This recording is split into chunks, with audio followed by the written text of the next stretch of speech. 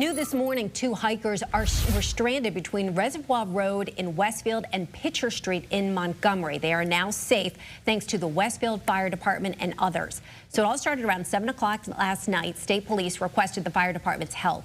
Even though police made contact via cell phone, they could not pin the pair's location through GPS. Instead, they used a web-based locating service to find the hikers' exact coordinates.